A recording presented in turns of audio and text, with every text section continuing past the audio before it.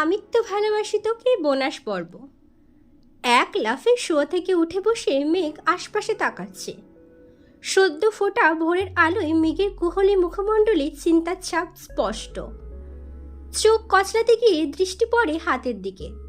ক্ষণিকের ব্যবধানে ছোট্ট হৃদয়ে হানা দেয় রাজ্যের অভিমান। গতকাল সকালটা কত মিষ্টি ছিল, আবিরের কণ্ঠে ঘুম ভেঙেছিল। অথচ আজ অষ্টাদশের হৃদয়ে পোষা ভালোবাসার অনুভূতিগুলো অভিসঙ্গে রূপ নিয়েছে। মেঘ অভিমানী কণ্ঠে বলে, ওনাকে বলে দিস বাসায় ফিরলে সবার সঙ্গেই ফিরবো। আমি এখন ঘুমাবো, আমায় আর ডাকবি না। কথাটা বলে মেঘ গায়ে লেপ জড়িয়ে শুয়ে পড়েছে। মিম বোনের কথা মতো নিচে গিয়ে সবাইকে জানিয়ে দিয়েছে। একে একে আম্মু, বড় আম্মু, কাকিয়া সবাই ডেকেছে। কিন্তু মেঘের জেদের কাছে সকলেই হার মানতে বাধ্য হয়েছে। তানভীর শীতল কণ্ঠে আবিরকে বলল, বনু যেহেতু এখন যেতে চাচ্ছে না, জোর করে নিয়ে আসছি, পরে আমাদের সঙ্গে নিলে ভালো হতো না? আবির গম্ভীর কণ্ঠে বলল, ওকে রেখে যাওয়ার রিস্ক আমি নেব না। আমি আছি তো, মালার সঙ্গে কথা বলার সুযোগই দেব না। চোখে চোখে রাখবো বনুকে। কিভাবে ভরসা করব বল? নিজেকেই তো ভরসা করতে পারছি না। তোর বোন যেন কষ্ট না পায় তার জন্য যতটা সম্ভব সময় দিয়েছে, আশেপাশে থেকেছে। এমনকি 12 বছর পর ওর জন্যই মেহেন্দি ছুঁয়েছি। এত কিছু করেও তোর বোনের মুখের হাসি ধরে রাখতে পারলাম না। বনু এমনিতেই তোমার ওপরে গেছে, ওর মনের বিরুদ্ধে জোর করে নিয়ে গেলে যদি আরো বেশি রেগে যায়। আবির নিশ্চুপ। মেঘকে নিয়ে দুশ্চিন্তা আবিরের মনেও ঘুরপাক খাচ্ছে।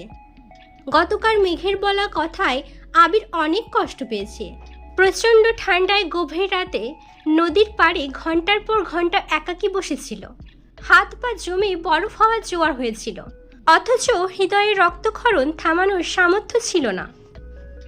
শেষ রাতে বাড়ি ফিরে কিছুক্ষণ রেস্ট নিয়েই রেডি হয়েছে। বাবা, কাকা আর মামাদের গতকাল রাতেই জানিয়ে দিয়েছিল আবির ঢাকা ফিরবে বলে। সকাল সকাল নিশ্চিন্তে আলী আহমেদ খান, মোজাম্মেল খান আর বড় মামা ঘুরতে বেরিয়েছেন। মেয়েকে ওঠাতে ব্যর্থ হওয়ায় হালিমা খান তানভীর আবিরকে উদ্দেশ্য করে বললেন, এই মেয়ে মনে হয় না এখন আর উঠবে, আজকের ক্লাস না হয় মিশি দিয়ে দিক। আবির রাসভারী কণ্ঠে বলল, 2 ঘন্টার জন্য ক্লাস মিস দেওয়ার কোনো মানে হয় না। তোমরা আজ থাকলে আমি কিছুই বলতাম না, একটু পর তোমরা যদি যাওই তাহলে এখন আমার সঙ্গে ক্লাসে যেতে সমস্যাটা কোথায়?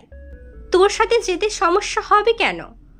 ঠান্ডার মধ্যে উঠতে হয়তো আলসি লাগছে, আমি দেখছি বলে আবির ঘরে ঢুকলো। মেঘের রুমের সামনে এসে চারপাশে চোখ বুলিয়ে দেখল। আশেপাশে কেউ নেই। বিছানায় লিপ মুড়ি দিয়ে মেঘ গভীর ঘুমে মগ্ন। ধীর গতিতে রুমে ঢুকে বিছানার পাশে বসল। ঘুমন্ত মেঘের মুখের পানে মুগ্ধ নয়নে তাকিয়ে আছে।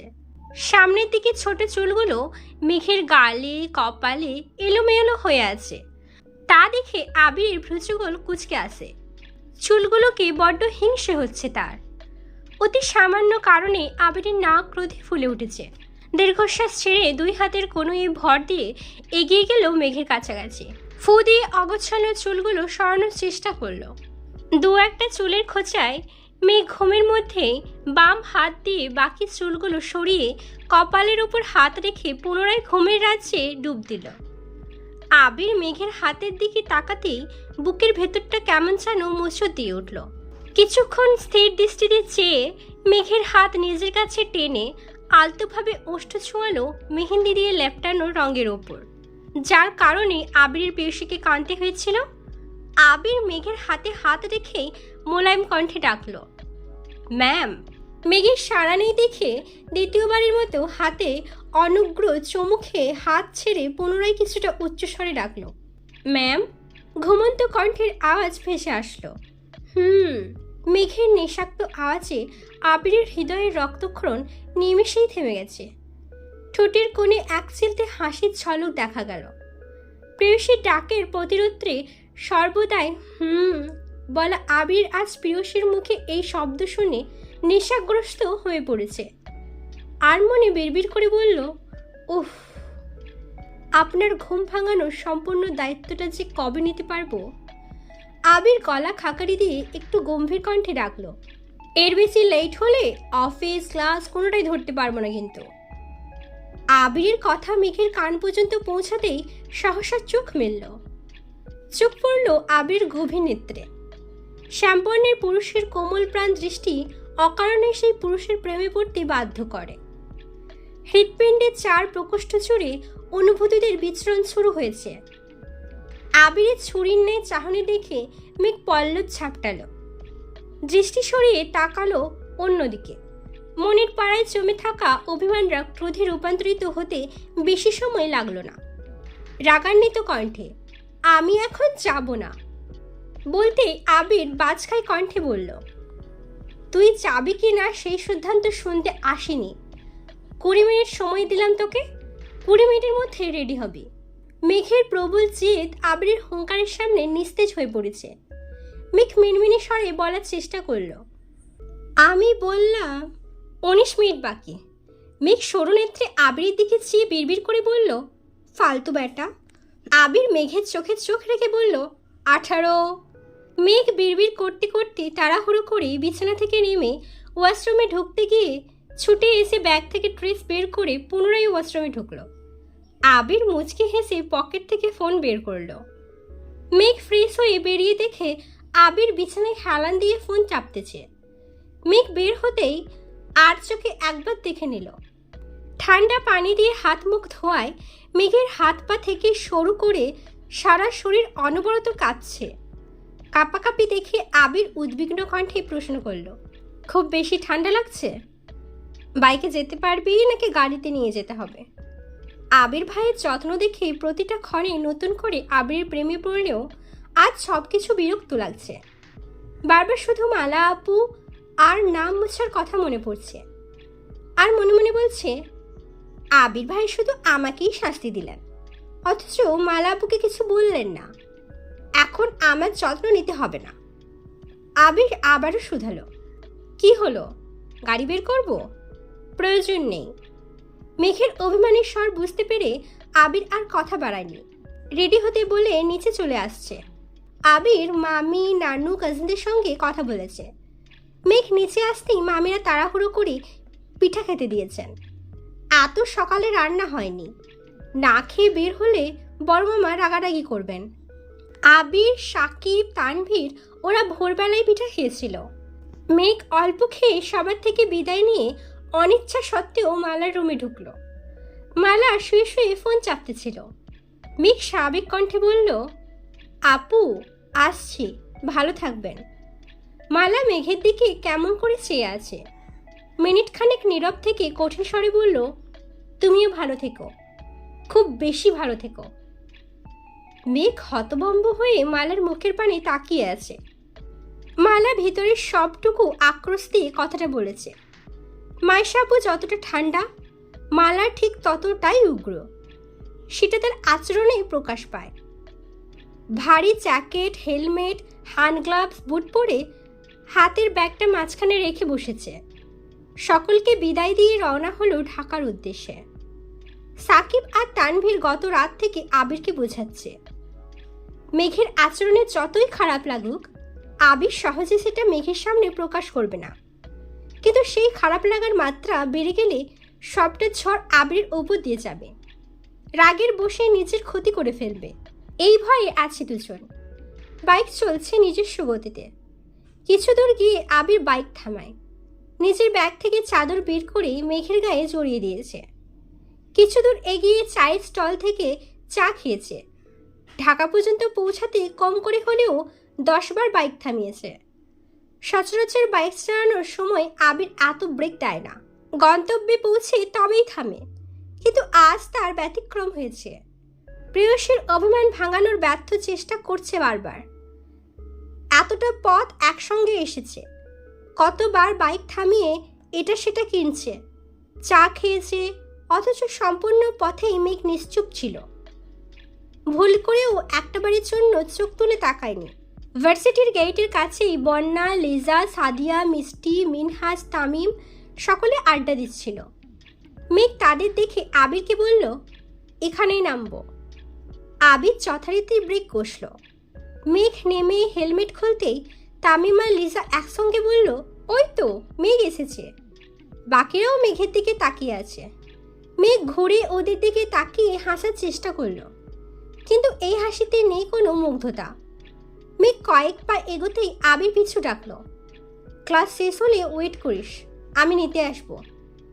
বাইকে হেলমেট পরা আবিরকে দেখে মিনহাজ ভ্রুকুচকে তামিমের দিকে তাকালো। দুজন তাকাতাকি করলো কিছুক্ষণ। তামিম বন্যাকে জিজ্ঞেস করলো, বাইকারটা কেড়ে বন্যা? বন্যা মুচকি হেসে বলল, যার আশিকিতে মেঘ অত্যাসক্ত। মিনহাজ, তামিম সহ সাদিয়া, মিষ্টি সকলেই একসঙ্গে চেঁচিয়ে উঠল, হোয়াট? বন্যা ভ্রুক্ষেপহীন উত্তর দিল, এত অবাক হওয়ার কি আছে? মিনহাজ গম্ভীর কণ্ঠে শুধালো, কি হয় মেঘের? চাচাতো ভাই। আপন? হ্যাঁ। ততক্ষণে মেঘ কাছাকাছি চলে আসছে। মেঘের গোমরা মুখ থেকে সাদিয়া আহ্লাদি কণ্ঠে শুধালো, কি হয়েছে আমার জানুটার? বয়ফ্রেন্ড চলে যাচ্ছে বলে মন খারাপ? লিজা, সাদিয়া, মিষ্টি তিনজনই উচ্চস্বরে হাসছে। বন্যা মৃদু হাসছে।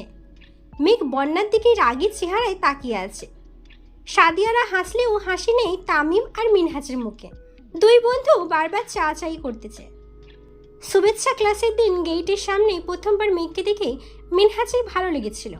অফিসে কাজ থাকায় তাড়াহুড়ো করে অফিসে চলে গিয়েছিল, বিধায় মেঘের সঙ্গে কথা বলতে পারেনি। কিছুক্ষণ পর মেঘ আর বন্যা যখন ক্লাস খুঁজতেছিল, তখন মিনহাজ মেঘকে দেখে ইচ্ছাকৃত ধাক্কা দিতে চেয়েছিল, কিন্তু মেঘ সরে যাওয়ায় ধাক্কাটা লাগেনি। তারপর সিনিয়রের ভাব নিয়েও ফাজলামো করা, বন্ধুত্ব সবটাই ছিল মিনহাজের প্ল্যান। একবার বন্ধুত্ব হয়ে গেলে সময় সুযোগ বুঝে প্রপোজ করবে, এই আশাতেই দিন গুনছিল। কিন্তু মেঘ অন্য পুরুষে আসক্ত শুনে মিনহাজের মাথায় আকাশ ভেঙে পড়েছে। শীতের সকালেও মিনহাজের শরীর বেয়ে ঘাম ছুটছে, অস্বস্তি লাগছে, শুকনো গলায় ঢোক গিলল।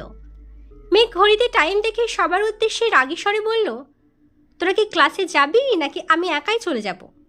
যাব বলে ওরা ক্লাসের উদ্দেশ্যে রওনা দিল। মিনহাজ ধীর পায়ে হাঁটছে আর তামিমকে উদ্দেশ্য করে বলছে, আমি যে মেঘকে ভালোবেসে ফেলেছি তার কি হবে? টেনশন করিস না, চল ক্লাস শেষ করে আসি, তারপর মেঘকে নিয়ে বসবো। মেঘের সাথে ওই ছেলের প্রেমের সম্পর্ক আছে নাকি শুধু ভালো লাগা, সবটাই জেনে নেব।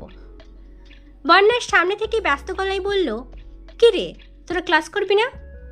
তামিম উচ্চস্বরে বলল, এখনই আসছি। মিনহাজ হাঁটতে হাঁটতে হঠাৎ থমকে দাঁড়িয়ে তামিমের দিকে তাকালো। তামিম নিরুদ্বেগ দৃষ্টিতে চেয়ে প্রশ্ন করল, কি হয়েছে? তোর যদি বন্যাকে ভালো লেগে থাকে তাহলে প্রপোজ করে ফেল। মেঘের মতো বন্যার জীবনে কেউ থাকলে পরে কান্না করিস না। ক্লাস শেষ করে বের হতে না হতেই মিনহাজ বলল, চল তোদের আজকে ফুচকা খাওয়াবো। মিষ্টি প্রশ্ন করল, হঠাৎ? কাহিনী কি? প্রেমে টেমে পড়ছিস নাকি?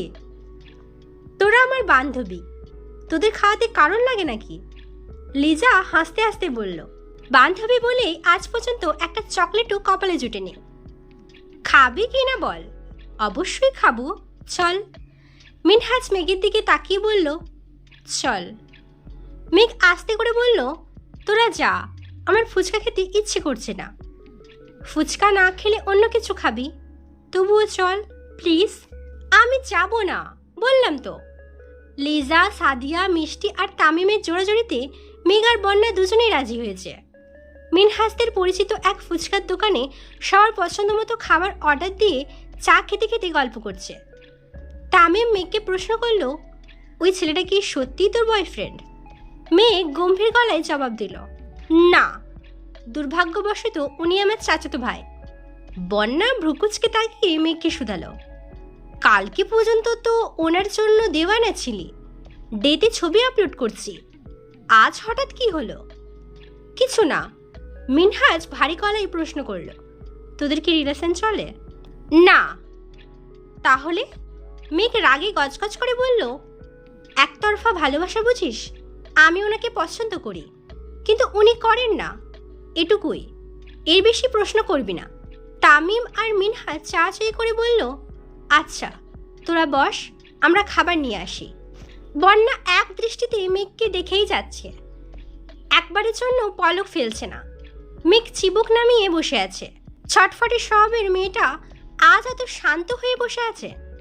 বন্যার একদম ভালো লাগছে না। মেঘকে আপাদমস্তক দেখল। হাতের মেহেন্দি ক্লাসেও দেখেছিল, কিন্তু কিছু বলেনি। মেঘ কথা বলছে না দেখে মেঘের হাতের মেহেন্দি ডিজাইন দেখতে দেখতে বলল, এত সুন্দর করে মেহেন্দি কে দিয়ে দিল? আবির ভাই। বন্যার চোখ বড় করে তাকিয়ে বলল, কি? এটা কিভাবে সম্ভব? সত্যি? হ্যাঁ সত্যি, আবির ভাইয়া মেহেন্দি দিয়ে দিয়েছেন। তারপরেও তোর মন খারাপ? মেঘ পুনরায় চিবুক নামালো। বন্যা হাত উল্টাতেই হাতের তালুর ল্যাপটানো রং চোখে পড়ল।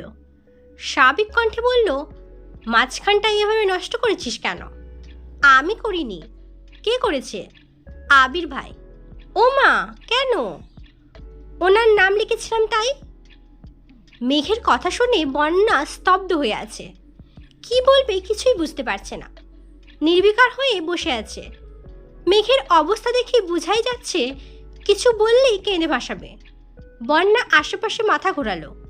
লিজারা একটু দূরে বসে তিনজন গল্প করছে। তামিম আর মিনহাজও দূরে। বন্যা অত্যন্ত যত্ন সহকারে মেঘের হাতে হাত বুলাতে বুলাতে নমনীয় কণ্ঠে শুধালো, নাম লিখেছিলি কেন? মেঘ অভিমানী কণ্ঠে বলা শুরু করলো, আবির ভাইয়ের মামাতো বোন মালা।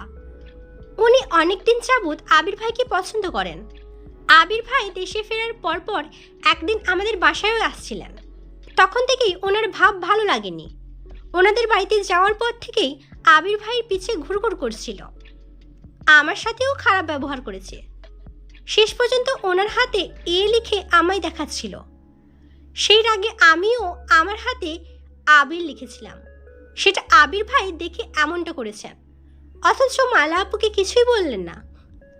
বিরহের অনলে পড়ছে মেয়েটা। বেস্ট ফ্রেন্ডকে সান্ত্বনা দেওয়ার ভাষা পর্যন্ত খুঁজে পাচ্ছে না। স্থির দৃষ্টিতে চেয়ে বিড়বিড় করে বলল, উনি কি কোনোভাবে ওই মেয়েকে পছন্দ করেন? জানি না। তামিমরা খাবার নিয়ে চলে আসছে। মেঘের চোখ টলমল করছে। তামিম খাবার দিতে দিতে বলল, কি রে, কি হয়েছে তোর? কাঁদছিস কেন? সাদিয়া, মিষ্টি সকলেই এবার মেঘকে লক্ষ্য করছে।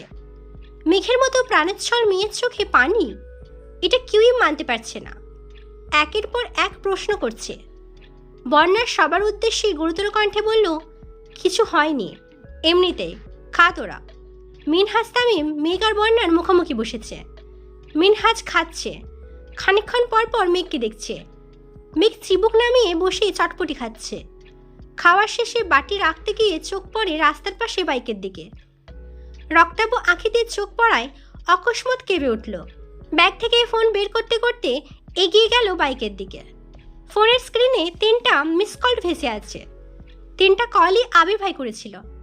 ক্লাসে ঢুকলে মেঘ সবসময় ফোন সাইলেন্ট করে রাখে। ক্লাস শেষে ভাইব্রেশন মোড অন করে দেয়। আজ ক্লাস শেষে খেতে চলে আসায় ফোন হাতেই নেয়নি। আবিরের কাছাকাছি এসে কাপা গলায় বলল, ফোন সাইলেন্টে ছিল। আবির অন্যদিকে মুখ করে বিরক্ত হয়ে বলল, 10 মিনিট ওয়েট করার ধৈর্য হয়নি? আড্ডা দেওয়ার এত ইচ্ছে ছিল? আমায় জানালেই হতো, অফিসের কাজ ফেলে কাউকে বিরক্ত করতে আসতাম না। মেঘ ড্যাব ড্যাব করে আবিরের দিকে তাকিয়ে আছে। মুখ দেখা যাচ্ছে না, তবুও ঘাড় কাত করে মেঘ আবিরের মুখ দেখার চেষ্টা করছে। সকালবেলা হেলমেট না খোলায় কেউ আবিরকে দেখতে পারেনি।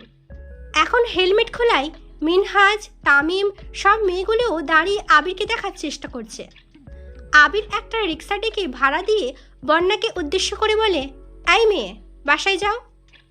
বন্যা না করতে যাবে তখনই চোখাচোখি হয় আবিরের সঙ্গে। কপালে ভাঁজ, সাথে আবিরের রাগান্বিত চাহানি দেখে না করার সাহস হয়নি।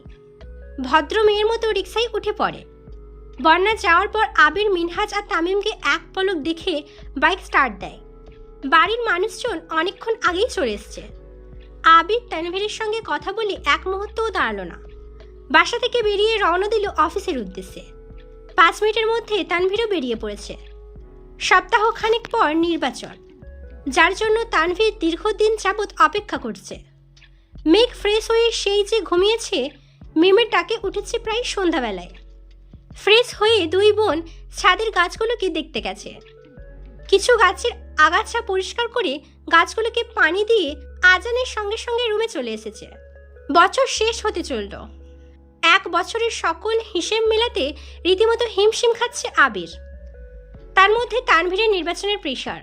সে রিস্ক নিয়ে তানভীরকে রাজনীতিতে পাঠিয়েছে। তানভীর ব্যর্থ হলে সেই ব্যর্থতার সম্পূর্ণ দায় পড়বে আবিরের ওপর। তার থেকেও বড় বিষয় হলো তানভীরকে ঠিক করতে কষ্ট হয়ে যাবে। এদিকে মেঘের আচরণ ভালো লাগছে না। মেয়েটা ইদানিং অনেক বেশি ঠান্ডা হয়ে গেছে। হঠাৎ করেই যেন ম্যাচুরিটি ভর করেছে মেঘের উপর। কথায় কোনো চাঞ্চল্যতা নেই। খাবার সময় ছাড়া নিচে সচরাচর নামতেই দেখা যায় না। ভার্সিটি, ঘুম আর গাছের যত্ন নিয়েই দিন কাটিয়ে দেয়। সন্ধ্যার পর থেকে পড়াশোনা করে বাকিটা সময় অনলাইনে হ্যান্ড প্রিন্টিংয়ের কাজ শেখে। খুব বেশি মন খারাপ থাকলে মাকে জড়িয়ে ধরে শুয়ে থাকে। আবিরের সঙ্গে সকালে খাবার টেবিল ব্যতীত দেখাই হয় না। আবিরও বাসায় ঠিকমতো সময় দিতে পারে না। সারাদিন দুই অফিস সামলে সন্ধ্যার পর বাসায় ফিরে ফ্রেশ হয়ে জিমে যায়। জিম থেকে ফিরতে প্রায় 12টা বেজে যায়। রেগুলার চলছে এই রুটিন। ভার্সিটির বন্ধুরা কেউ মেঘের ফ্রেন্ড লিস্টে অ্যাড ছিল না। স্কুল কলেজের ফ্রেন্ডরাই শুধু অ্যাড ছিল। মিনহাজ আর তামিম বলতে বলতে অ্যাড করেছে ওদেরকে। সাথে সাদিয়া, মিষ্টি ওদেরকেও অ্যাড করেছে। এক বিকেলে মেঘ আর মিম দু বোন ছাদের গাছে পানি দিতে দিতে গল্প করছিল। হঠাৎই মিম বলল, আপু, একটা কথা তোমায় বলা হয়নি। মেঘ সন্দিহান হয়ে প্রশ্ন করল, কি কথা? মালাপুর হাতে না মেহেন্দি দিয়ে নাম লেখা দেখেছিলাম। আকস্মাৎ মেঘের মন খারাপ হয়ে গেছে। কিছুদিন যাবৎ সবকিছু এড়িয়ে চলছে যেন স্বাভাবিক হতে পারে। হাতের মেহেন্দিও উঠতে শুরু হয়েছিল। মিম পুনরায় মনে করিয়ে দিল। মিম পুনরায় বলল, কি নাম ছিল জানো আপু? মেঘ এ অক্ষর দেখেছিল, কোনো নাম ছিল না। কিন্তু মিম নাম কোথায় পেল? তবে কি পরে আবির ভাইয়ের নাম লিখেছিল? মেঘ আনমনে এসব ভেবে প্রশ্ন করল, কি নাম? আসিক। মেঘ চমকে উঠে প্রশ্ন করল, আসিক? তুই ঠিক দেখেছিস? হ্যাঁ, আমি একদম ঠিক দেখেছি। বিয়ের দিন রাতে দেখেছি। তোমাকে বলতে গিয়ে দেখি তুমি ঘুমিয়ে পড়েছ। তারপর দিশাকে জিজ্ঞেস করছি, আসিক কে? তখন দিশা বলছে মালাপুর এক্স বয়ফ্রেন্ডের নাম আসিক। Ex boyfriend? দিশা তো তাই বলল। মেঘ গভীর চিন্তায় পড়ে গেছে। মালাপুর বান্ধবীদের সঙ্গে বলা কথা আর ওনার আচরণে স্পষ্ট বোঝা গেছে উনি আবির ভাইকে পছন্দ করেন। সকালবেলা হাতে শুধু এ অক্ষরটাই ছিল। খুব উৎসাহ নিয়েই দেখাচ্ছিলেন। রাতে সেই অক্ষর আসিক কীভাবে হলো? কেউ কি হাতে কখনো এক্সের নাম লিখে? তবে কি অন্য কেউ ওনার হাতে নাম লিখিয়ে দিয়েছে? সে কে? আবির ভাই নয় তো? মেঘের হৃদয়ে শক্ত খোলস ভেদ করে অকৃত্রিম হাসি ফুটে উঠেছে। তাড়াতাড়ি গাছে পানি দিয়ে রুমে চলে গেছে। ব্যালকনিতে দাঁড়িয়ে আবিরের জন্য অপেক্ষা করছে। আবির সিঁড়ি দিয়ে উঠতেই মেঘ রুমের দরজা খুলে বেরিয়ে আসলো। ঠোঁটে লেগে আছে মায়াবী হাসি। আবির ভ্রু কুঁচকাল। মেঘ হাস্যোজ্জ্বল মুখে বলল, আবির ভাই? আবির কোনো প্রকার ভাবাবেগ প্রকাশ না করে কিছুটা তপ্ত স্বরে বলল, কিছু বলবেন? মেঘের হাসি মুখ মুহূর্তেই অন্ধকারে ছেয়ে গেছে। আবিরের এমন উত্তর আশা করেনি সে। মুখ গোমরা করে বলল, আমি যা বলতে চাই তা শোনার ধৈর্য আপনার হবে না। বিরক্ত করার জন্য দুঃখিত। দুপা বিছিয়ে রুমে ঢুকেই মেঘ দরজা আটকে দিয়েছে। আবির অভিভূতের ন্যায় বন্ধ দরজার পানে চেয়ে আছে। এই ছিল আমি তো ভালোবাসি তোকে বোনাস পর্ব। পরবর্তী পর্ব নিয়ে খুব তাড়াতাড়ি আসবো। প্লিজ আমার চ্যানেলটিকে সাবস্ক্রাইব করে আমাকে উৎসাহিত করুন, আর লাইক করুন আর কমেন্ট করে বলুন আমার বলা পর্বগুলো আপনার কেমন লাগছে। লাইক করবেন, কমেন্ট করবেন, নিজের খেয়াল রাখবেন। আল্লাহ হাফিজ।